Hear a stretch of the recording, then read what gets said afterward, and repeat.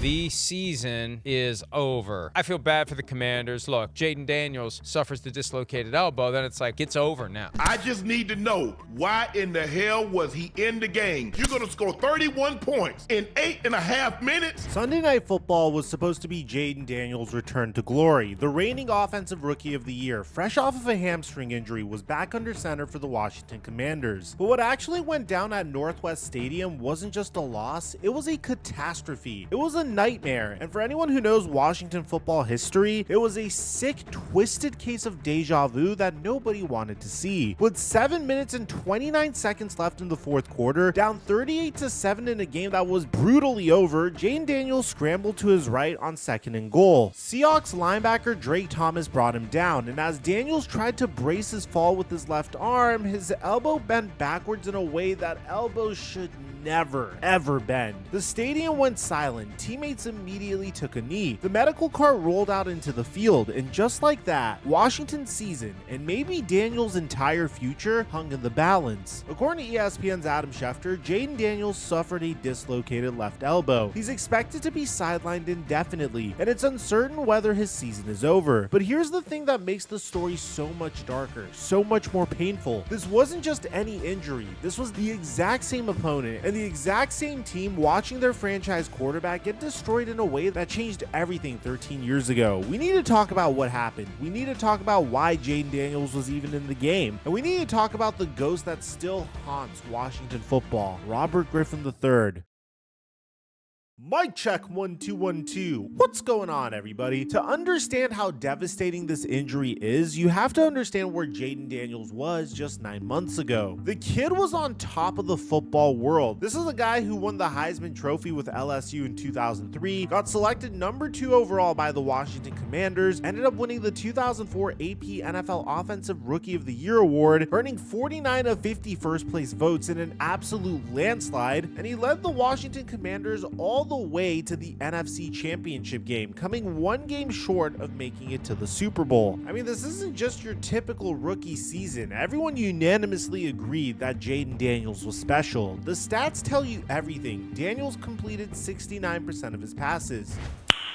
Nice. Which was a record for NFL rookies. He threw for 3,568 yards with 25 touchdowns and only 9 interceptions, posting a 101.1 passer rating. But here's what made him different. The kid could run. He rushed for 891 yards, breaking the NFL rookie quarterback rushing record. You know whose record he broke, right? Robert Griffin III's. Hold on to that thought for a second. Daniels became the first player in NFL history to record over 1,000 passing yards and over 250 rushing yards in his first 5 career games. He had 12 touchdown passes in the fourth quarter and overtime, the most by a rookie in NFL history. 5 of those came in the final 30 seconds of regulation or overtime, more than any QB, rookie, or veteran has had in a single season since the 1970 merger. The Commanders went 12-5 in the regular season, their best record since 1991. Daniels joined Dak Prescott and Ben Roethlisberger as the only rookie QB since 1935 to win 12 games. They made it to the playoffs for the first time since 2020 and then shocked everyone by beating the Tampa Bay Buccaneers and the Detroit Lions on the road before falling to the eventual Super Bowl champion Philadelphia Eagles in the NFC Championship game. Washington had finally found their guy. After decades of dysfunction, failed draft picks, and heartbreak, they had a franchise quarterback who could do it all. The future was bright. The future was limitless. And then 2025 happened.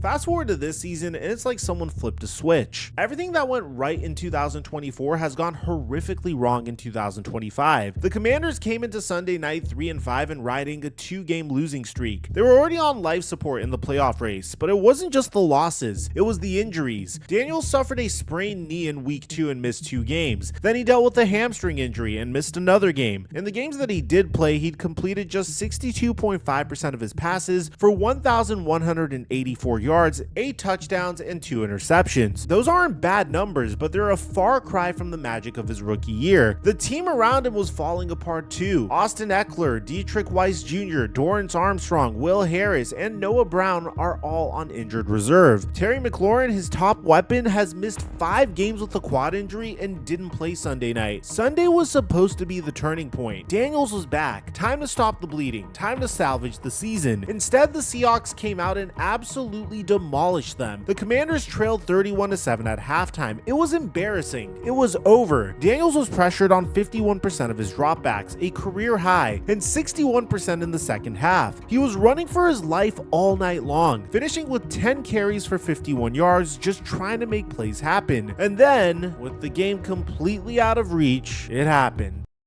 Second and goal from the Seattle 2-yard line. Commanders down 38-7, less than 8 minutes left. Daniels took the snap, didn't have anything, and scrambled to his right. Drake Thomas came in for the tackle, wrapped him up, and as they went down, Daniels used his left arm to try to brace his fall. That's when it happened. His left elbow bent inward at an unnatural angle. You could see it immediately. Something was very, very wrong. Daniels stayed on the ground. Teammates from both sides immediately surrounded him. Players took a knee. The stadium went dead silent except for some audible gasps. The medical staff rushed out and placed his arm in an air cast from wrist to well above his elbow. The card came out, but in classic Jayden Daniels fashion, he refused it. He walked off the field under his own power, still wearing his helmet, being steadied by trainers as his teammates looked on in horror. And look at how his teammates reacted to this injury. You just want them to stay positive.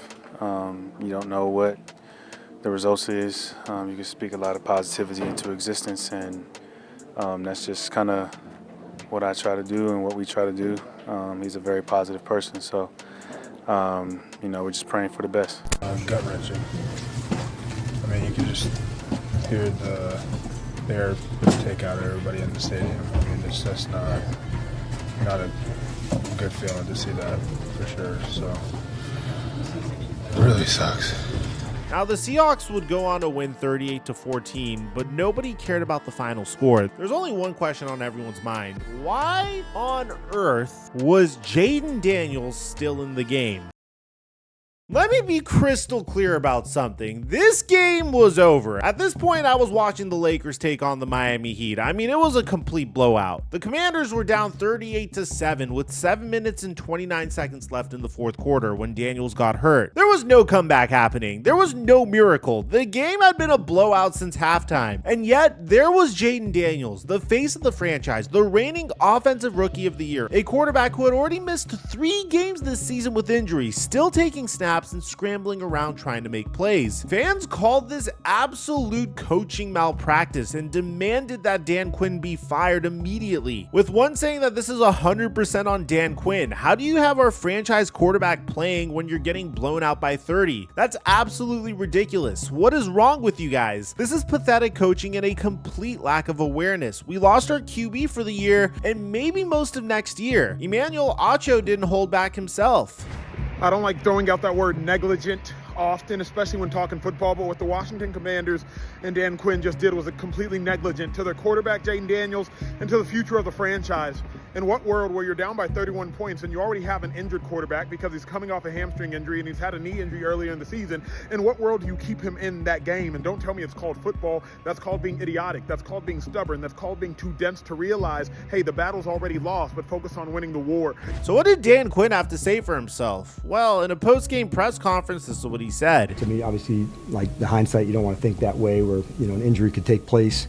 Obviously we're more conservative in that spot to, run and hand off and not have reads to go, but just the end result, Mickey, obviously I'm bummed. I'm thinking about it honestly nonstop too, and for me the answer is, man, I missed it. But I would, I'll fill you in on my thought process. At the start of the fourth quarter, I guess it was probably like 12 and a half minutes left in the game, and that was going to be the last drive for a couple of guys, Jayden and Zach and Debo and LT, and so we weren't going to have any read run plays, and meaning no carries, for the quarterback on a run. And honestly, man, that's where I missed it. Of course, he could scramble. It's Jayden. It's what he's special at, and that is 100% that's on me. Style, would there have been any extra thought given to that, and just knowing that he does like to run and maybe leave himself more susceptible? Yeah, obviously I'm just like gutted by it and just bummed. We didn't have any read plays on it, and the one that he was on injured is, usually a runner or a throw to the flat. It's not a scramble. So it wasn't a designed read or play, into that spot.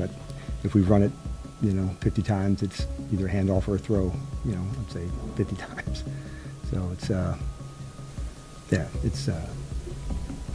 a bummer, man. Here's what I don't understand. If you already decided that the game was lost and you're down by 31 points and you're just going to hand off the ball to run out the clock anyway, then why wouldn't you have your backup QB do all of that? Look, I get it. Quinn's trying to explain that they'd taken the zone reads out of the playbook and that this was supposed to be a safe handoff or a quick throw. But here's the thing. None of that matters when you've got your franchise QB in the game down 31 in garbage time. At some point, you have to protect your players from themselves. Quinn did acknowledge that the organization needs to do better, saying, "I think the answer to that is we will give them the support to do that. I am certain of that. To make sure we do that in every single way. That's calls, offense, defense, the whole way through, man. I absolutely feel that way. The hamstring injury and tonight with an elbow, yeah, it's really important we get that part right, and we will. But at this point, it's too little too late."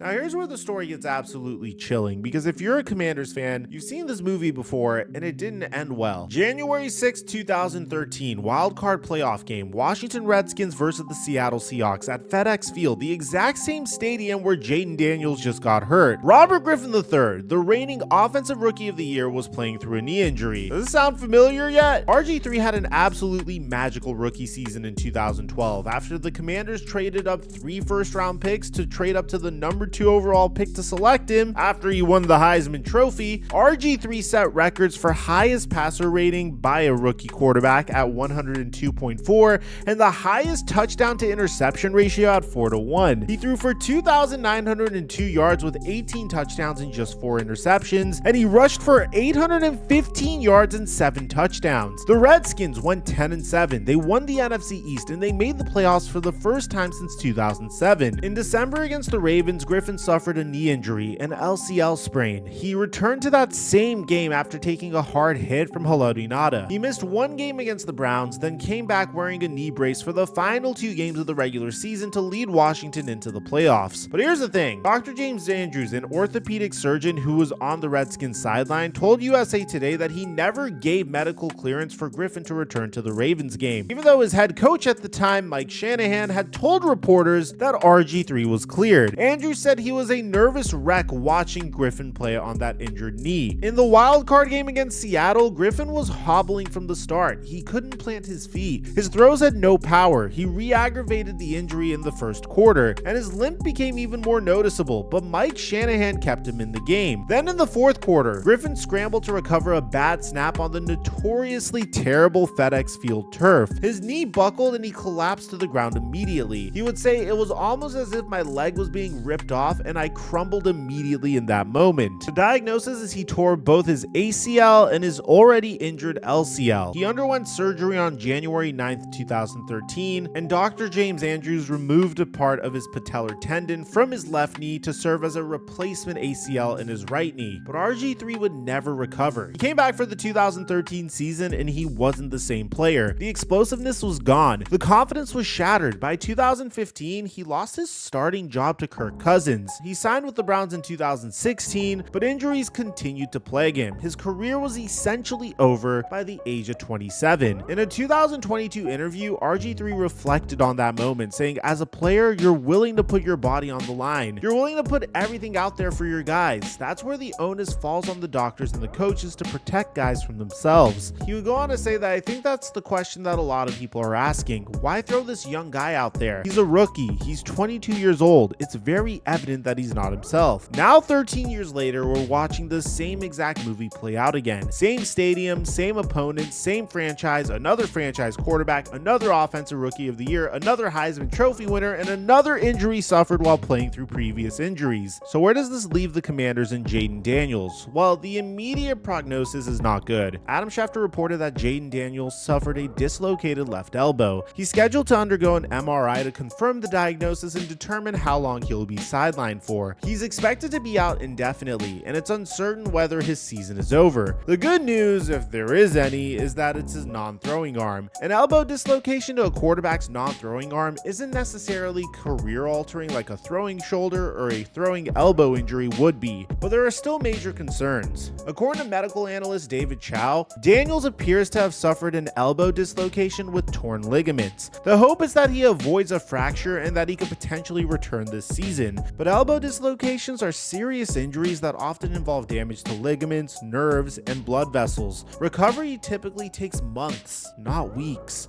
Even if Daniels avoids the worst case scenario, this is his third injury this season. He's already missed 3 games with a knee sprain and a hamstring injury. His body is breaking down in year 2, and that's terrifying for a franchise that just committed their entire future to him. For the immediate future, Marcus Mariota will take over at quarterback. Mariota started the 3 games Daniels missed earlier this season and went 1-2 with 4 touchdowns and 4 interceptions. He's a competent backup, but he's not Jaden Daniels. The Commanders are now 3-6 on the season, and with Daniels likely done for the year, their playoff hopes are essentially dead. But the biggest concern isn't this season, it's the long-term future, because we've seen what happens when Washington rushes back their franchise quarterback from injury. We've seen what happens when they don't protect him. We saw it with RG3, and we might be seeing it again with Jaden Daniels.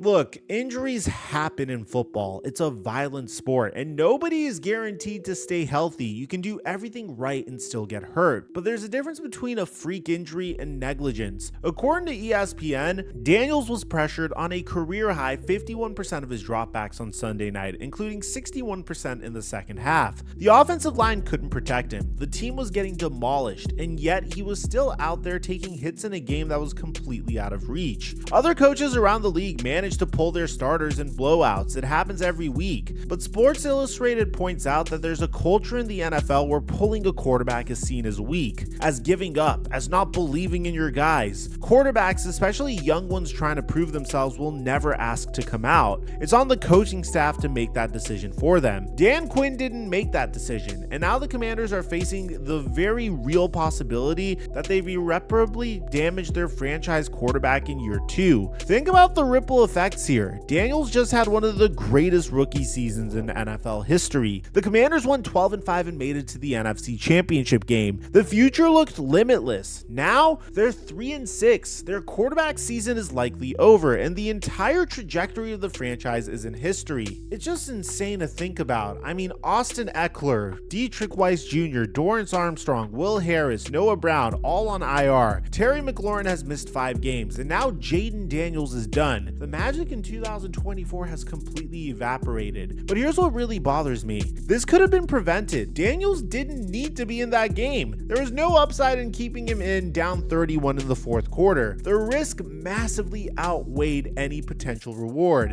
And yet, here we are. Daniels will undergo an MRI to determine the full extent of the damage. He's expected to be out indefinitely. His season is likely over. And for a team that went from 12-5 in the NFC Championship game to 3-6 and a total disaster in less than a year, the future suddenly looks very, very dark. All because of a decision that should have never been made. All because of a franchise quarterback that was left in a game that was already over. All because Washington football refuses to break the cycle. History doesn't repeat itself, but it sure as hell rhymes. And on Sunday night at Northwest Stadium, we heard the same haunting melody that destroyed Robert Griffin III echo through that stadium one more time. Let's just hope this time the ending is different. Let me know what you guys think about this in the comment section down below. Aside from that, I'm your boy Mike, and I'm dropping our mic until our next upload.